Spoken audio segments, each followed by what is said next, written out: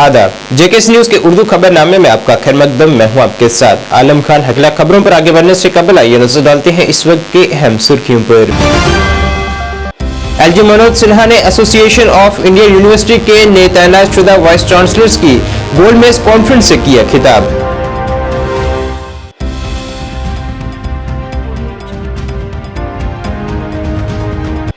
Lieutenant governor ने कुदरती आफात के खतरे को कम करने और पीएमजीएसवाई स्टडी प्रोग्राम में की शिरकत।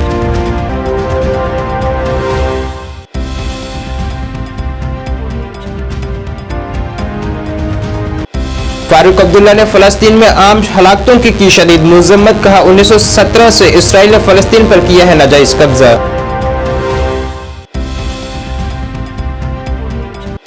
और डॉक्टर दैरगशाह अंद्राबी ने दस्तगीर सालाना उर्स की तैयारियों के तनाजुर में इंतजामात के लिए जायजा वक्त पर तमाम कामों को मुकम्मल करने की जारी की हिदायत।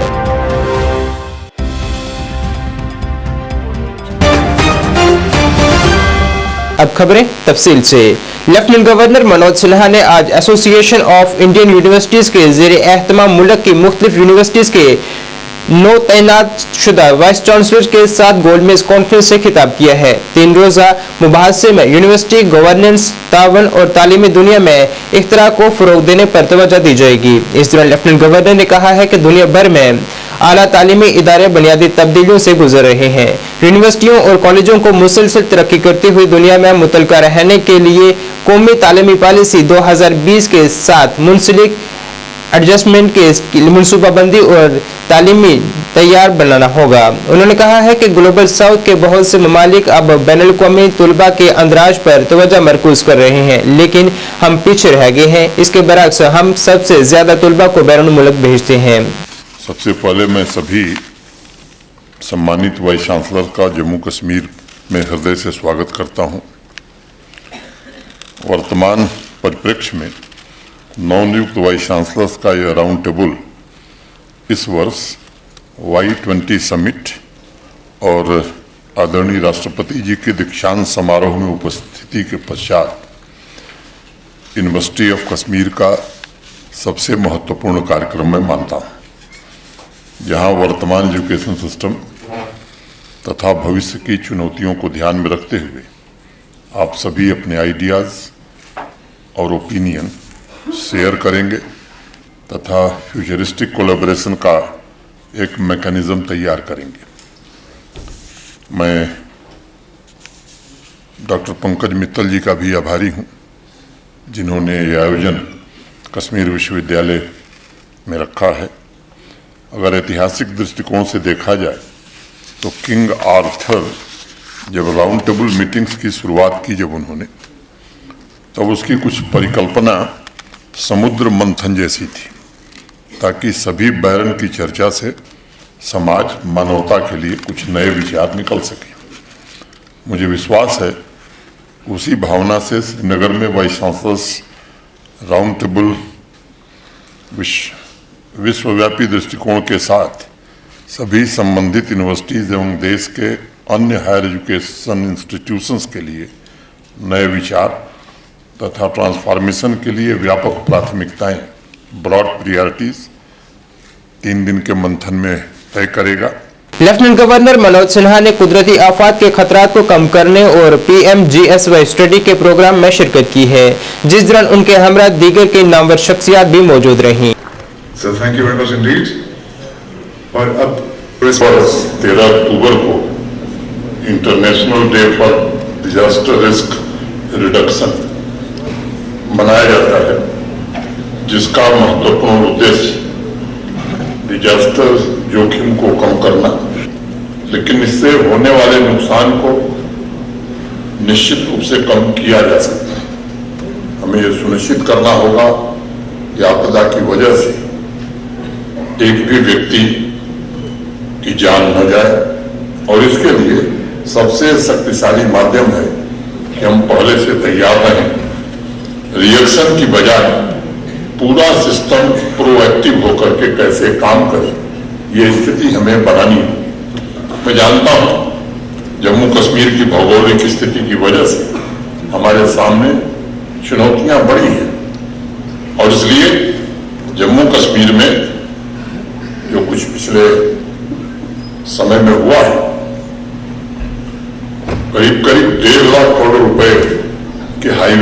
टनल का निर्माण आज जम्मू कश्मीर में हो रहा है।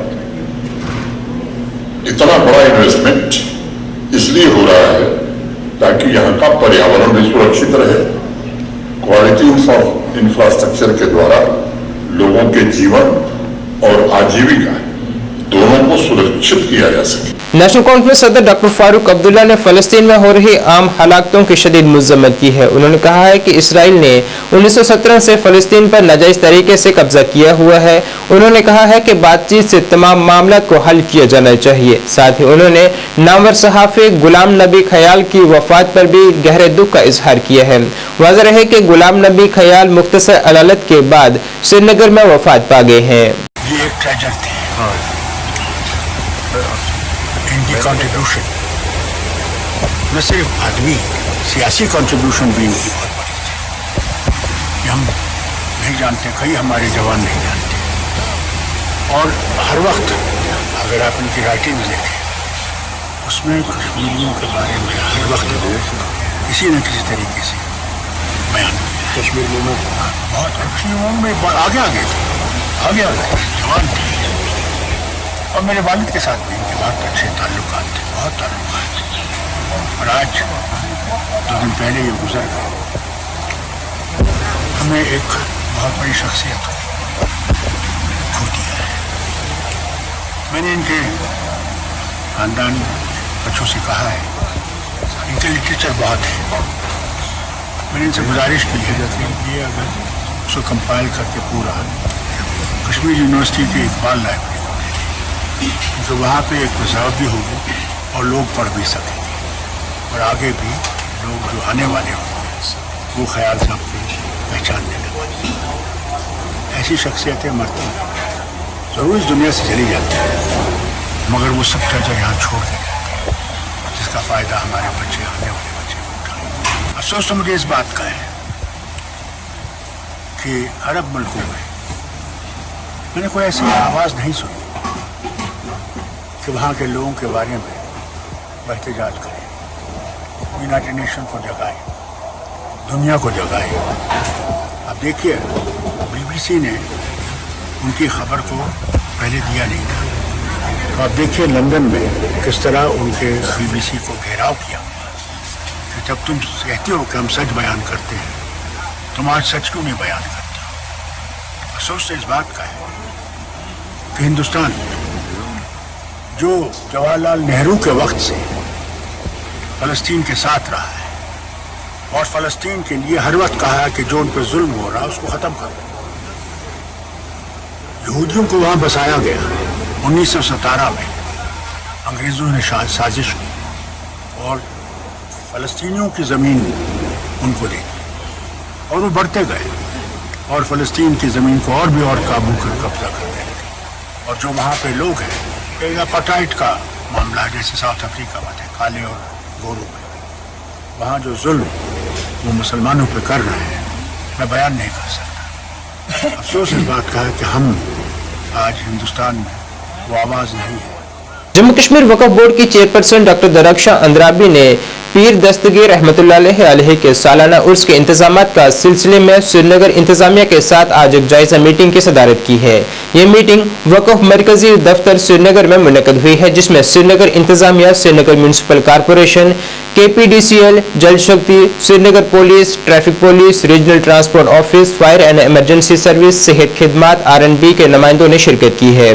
डॉक्टर अंद्राबी ने खानियार और सौरा में दरगाह दस्तगीर साहब के मुनासिब इंतजामात को यकीनी बनाने के लिए वक्फ बोर्ड के नोडल रोल के साथ तमाम महकमों को मरबूत कोशिश पर जोर दिया है। यहाँ वक्फ ऑफिस में हेडक्वार्टर में मीटिंग हुई एडमिनिस्ट्रेशन के साथ, क्योंकि उर्स मुबारक शुरू होने वाला है पीर दस्तगीर साहब रहमतुल्लाह अलैह का, और वहाँ पे एडमिनिस्ट्रेशन के बगैर मुमकिन नहीं है जब तक हमारे साथ PHE, PDD और SMC सारी एडमिनिस्ट्रेशन ना हो।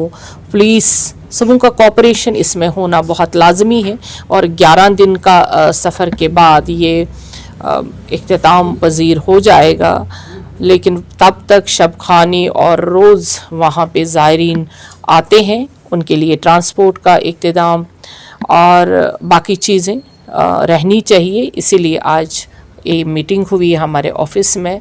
तो सभी आए हुए थे और इंशाअल्लाह रहमान उर्स मुबारक अच्छे से मनाएंगे। बीजेपी ओबीसी मोर्चा के सदर सुनील प्रजापति की जानिब से आज श्रीनगर में एक प्रेस कॉन्फ्रेंस की गई, जिसमें उन्होंने जानकारी दी है कि वादी कश्मीर के 4 इजला में ओबीसी तबके के लिए विश्वकर्मा योजना शुरू की गई है, जिसमें 18 जुमरों को फायदा हासिल होगा। जिन इजला में यह स्कीम शुरू की गई है उनमें कुलगाम, शोपियां, अनंतनाग और पुलवामा शामिल हैं और इस स्कीम के तहत उन्हें तरबियत के साथ साथ 1 लाख रुपए तक का कर्ज भी दिया जाएगा ताकि वो अपने कामकाज के लिए आलात की खरीदारी कर सकें। इस दौरान उन्होंने कहा है कि साबका हुकूमतों ने इन सबसे पहले आज की इस पत्रकार वार्ता में सभी पत्रकार साथियों का स्वागत है। आज की ये पत्रकार वार्ता मैं सुनील प्रजापति, प्रदेश अध्यक्ष भाजपा ओबीसी मोर्चा जम्मू कश्मीर, आज बीजेपी ऑफिस में एक पत्रकार वार्ता रखी है और स्पेशली मैं कश्मीर में आया हूं। जैसा कि 17 सितंबर को प्रधानमंत्री जी ने अपने जन्मदिन के दिन एक स्कीम लॉन्च की थी, पीएम विश्वकर्मा योजना, और वो स्कीम कुछ ऐसे स्पेशल है कि वो खासकर गरीब लोगों के लिए स्कीम है।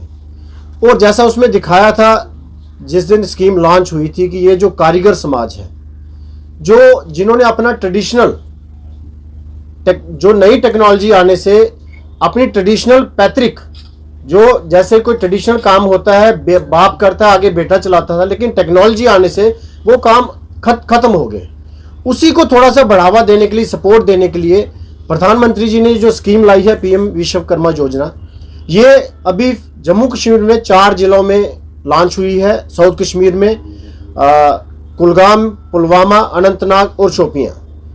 और इसी के लिए हमने कल एक मीटिंग रखी है। यहाँ पे हमारे साउथ कश्मीर के जो सभी कार्यकर्ता कल यहाँ मीटिंग में बैठने वाले हैं और हम सभी कार्यकर्ताओं से ये कहने वाले हैं कि ये जो स्कीम सरकार ने लॉन्च की है, खासकर ये स्कीम है ओबीसी समाज के लिए, क्योंकि ओबीसी समाज जो पिछड़ा समाज है, जो काफ़ी सालों से जो पिछली सरकारें, खासकर जम्मू कश्मीर की अगर मैं बात करूं, चाहे कांग्रेस हो चाहे नेशनल कॉन्फ्रेंस हो, इन सरकारों ने इस जो कम्युनिटी है ओबीसी कम्युनिटी, इसके साथ बहुत बड़ा धोखा किया है, क्योंकि इसने, इन सरकारों ने इन कम्युनिटीज को ओबीसी का दर्जा तक नहीं दिया, आज भी अदर सोशल कास्ट के नाम से जाने जाती हैं। तो मैं सबसे पहले प्रधानमंत्री जी का आपके माध्यम से धन्यवाद करता हूं कि ये जो उन्होंने स्कीम लाई, और इस स्कीम से जो हमारा ओबीसी समाज है, कारीगर समाज है, जो कारीगर समाज, जैसे इसमें कारीगर पेशे वाले लोग हैं, कुम्हार है, लोहार, हजाम है, हांजी है,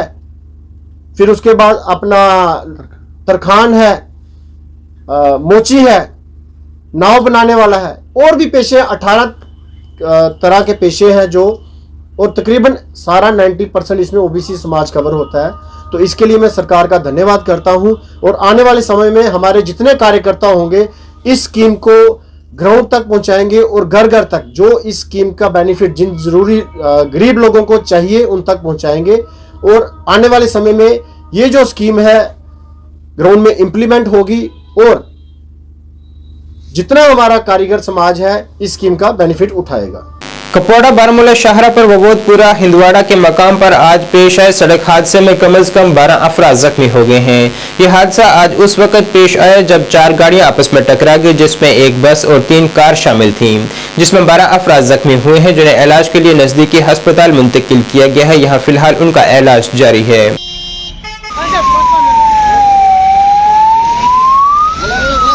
बढ़ रही है रोड पे जो है गाड़ियों की तादाद जो है बढ़ रही है, जिसकी वजह से गाड़ियों के एक्सीडेंट होने के चांसेस बढ़ जाते हैं। पर्टिकुलरली रेनी सीजन में जब भी गाड़ियां चलाते हैं तो ये कुछ जो ड्राइवर्स होते हैं वो तेज चलाते हैं गाड़ियां, जिसकी वजह से जो है एक्सीडेंट का खर्चा होता है। जहां तक इस एक्सीडेंट की बात है, मैंने भी सुना कि यहाँ पे हुआ है, मैं अभी स्पॉट पे पहुंचा हूँ। जहां तक प्रिलिमिनरी इन्वेस्टिगेशन मैंने किया, जो देखा पॉइंट ऑफ कॉन्टैक्ट जो है वो इस साइड से है, जो कि बड़ी गाड़ी की साइड थी, और प्रोबेबली छोटी गाड़ी ने वहां से ओवरटेक करने की कोशिश की, जहां से जिसकी वजह से यहाँ पे उनका कांटेक्ट हुआ और गाड़ी जो है खेत में चली गई। तो फॉर्चुनेटली जो इसमें पैसेंजर्स बैठे हुए थे, सारे जो जो जो इंजर्ड हुए हैं वो सारे ही इस टाइम पे स्टेबल है, ये सबसे अच्छी बात है। साथ साथ मेरी एक रिक्वेस्ट रहेगी सब लोगों से जो गाड़ियां चलाते हैं, फिर से एक बार, कि आज बारिश है, गाड़ियां बहुत जल्दी स्पीड हो जाती है, तो गाड़ियों की स्पीड जो है बहुत कम रखी जाए। आहिस्ता गाड़ी चलाएं। आज जैसे ही ब्रेक लगती है गाड़ी स्पीड होकर रोड से बाहर जा सकती है और नुकसान हो सकता है। मेरी तमाम लोगों से यही रिक्वेस्ट है कि पर्टिकुलरली आज हर बार जब भी गाड़ी चलाएं स्लो चलाएं, लेकिन आज पर्टिकुलरली ख्याल रखें आज, क्योंकि आज रेनी सीजन है, बारिशें होती हैं और बारिशों में गाड़ी का स्किड होना रोड से जो है वो हो सकता है, इसलिए जो है ख्याल रखा जाए गाड़ी से। वस्ती कश्मीर के जिला श्रीनगर बामीना इलाके में एक खातून की मशकूक हालत में लाश बरामद हुई है, जिसकी शिनाख्त तनवीरा ज़ौजा शौकत अहमद कालू के तौर पर हुई है। पुलिस ने लाश को अपने कब्जे में ले लिया है। बाद में पुलिस को लाश को कानूनी लवाजमात के लिए पुलिस ने अस्पताल ले जाया, जिसके बाद उसे वारिसन के हवाले कर दिया है।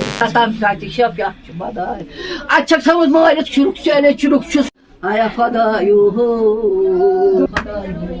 पांडा कुर मार हम लाकट मौसो खदायो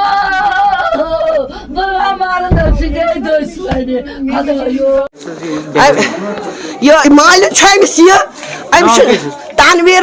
तानवीरा सलीम माल छमिस ना मोहम्मद सलीम अमिस असली ना तानवीरा वाना चांदी चांदी यस इथे कन मसा चांदी चांदी अमिस वन ये चांदी यस इथे कन लजम ये मगर मकान फुटमुत तथ ना शबत ना सूरत पे दुहस तथस मार मार पे माज पन्नी निश छत तथ लगा यह मर जेर चोबो क्या हर चीज रात मरम सुबह त्रोम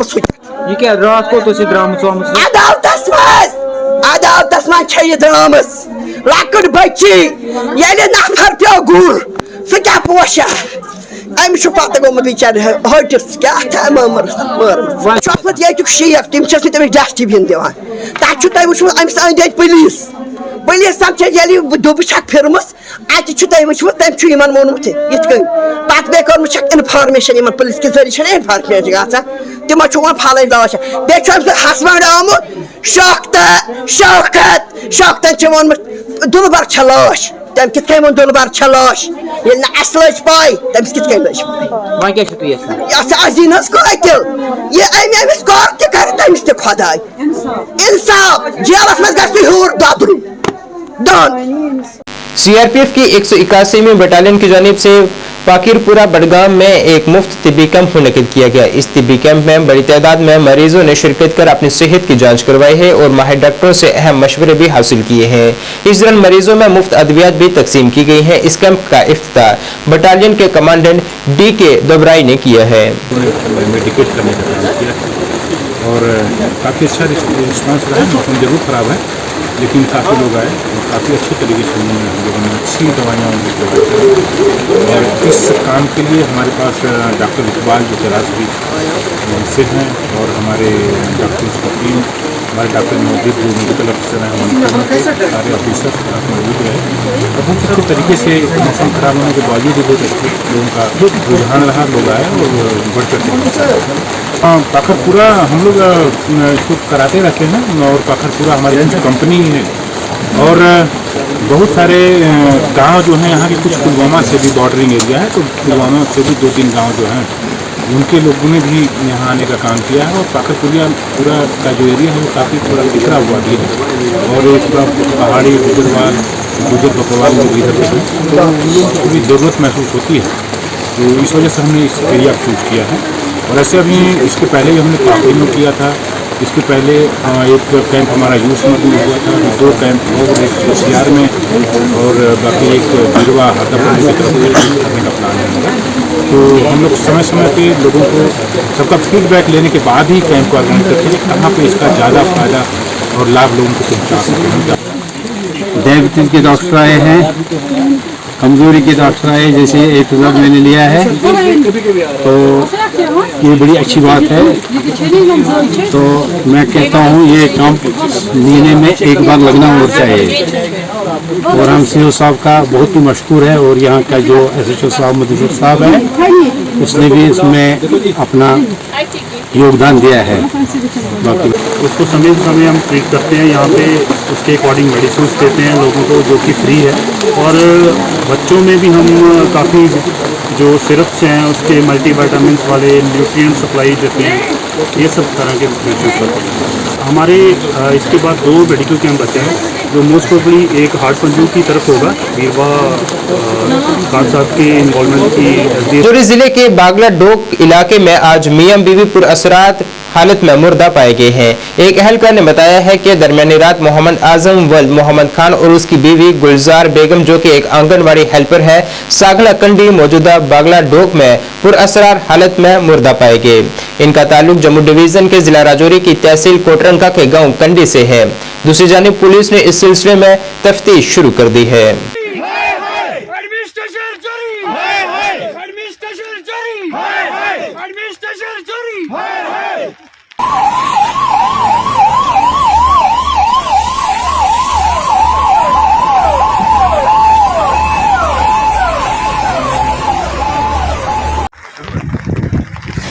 बहुत दुख से कहना पड़ रहा है कि आज जिस तरह से आपने देखा कि कंडी के इलाके में है मोहम्मद आजम और उसकी जो मिसिस है, दोनों को रात को किसी ने शहीद कर दिया। हमें लगता है कि ये जो हमारे अंकल थे, ये आर्मी में पोस्टेड थे, 20 साल से लगभग इन्होंने आर्मी में पोस्टिंग किया है। हमें बहुत अफसोस से कहना पड़ रहा है कि 2 डेड बॉडी जो है बारिश के अंदर भीग रही हैं। यहाँ पर सीनियर जो एडमिनिस्ट्रेशन का कोई भी अधिकारी यहाँ पर नहीं पहुँचा। SHO क्या करेगा? एक वो सुबह से यहाँ पर लगा हुआ है, लेकिन DSP साहब भी उनके साथ आए हुए हैं, लेकिन हमें डिस्ट्रिक्ट में जो एडमिनिस्ट्रेशन खासकर बैठी हुई है वो नालायक एडमिनिस्ट्रेशन। अयूब पहलवान साहब जो एक पहाड़ी कद्दावर लीडर हैं, उनकी भाई और उनकी जो भाई की अहलिया हैं, उनको बीती रात जो है बेरहमी से बेदर्दी से कत्ल कर दिया गया। वही मैं मीडिया बंधुओं को ये बताना चाहता हूँ कि जो लोग वहाँ मौका वारदात पर पहुँचे, SHO कंडी जो वहाँ पर मौका वारदात पर पहुँचे और FSL की टीम जो वहाँ पहुँची, आपने वहाँ देखा कि जो जिनका मर्डर हुआ है और उनका जो गला रेत करके उनकी हत्या की गई, वही जो एक उनकी अहलिया है, उनकी आंखें भी निकाल ली गई और उनको जो अयूब पहलवान साहब के भाई हैं, उनका पाँव काट दिया गया। इस लेवल पे बात करूं, लेकिन कहीं ना कहीं ये पूरी बरादरी का ये फैसला हुआ है कि जब तक एडमिनिस्ट्रेशन राजौरी की यहाँ पे नहीं पहुँचती है, तब तक हमने ये चौक को नहीं छोड़ना है। मैं सबसे बड़ी बात ये है कि ये पूरी इंसानियत, आदमी इंसानियत का कत्ल है कि गले काट के कोई वहाँ से चला जाए दुश्मनाना असर, और हमारे लोग, हमारी एजेंसियाँ सोए रहे हैं, तो ये बड़ा अनफॉर्चुनेट है। कहीं ना कहीं मुझे लगता है कि ये हम सब लोगों का फर्ज बनता है कि अपने इलाके, अपने देश, अपने लोगों की हिफाजत करना। एक परिवार की लड़ाई नहीं, किसी एक शख्स की लड़ाई नहीं, ये किसी एक कौम की लड़ाई नहीं, ये पूरे इलाके की लड़ाई है, ये पूरे देश की लड़ाई है। जब तक हमारे पास डिस्ट्रिक्ट एडमिनिस्ट्रेशन से कोई आला अफसर नहीं आता है, हम यहाँ से उठने वाले नहीं हैं। और ये मैं बिल्कुल सख्त अल्फाज में कहना चाहता हूँ, किसी आला अफसर को अगर आराम करना है तो राजौरी को छोड़ दे, राजौरी में रहना है तो हमारे साथ चलना होगा। ये मत सोचना कि ये कड़ाके की सर्दी हमारे हौसलों को पस्त कर देगी। नाज़रीन, इस वक्त के उर्दू बुलेटिन में बस इतना ही। मुझे मेरी टीम के साथ दीजिए इजाजत। अल्लाह हाफिज।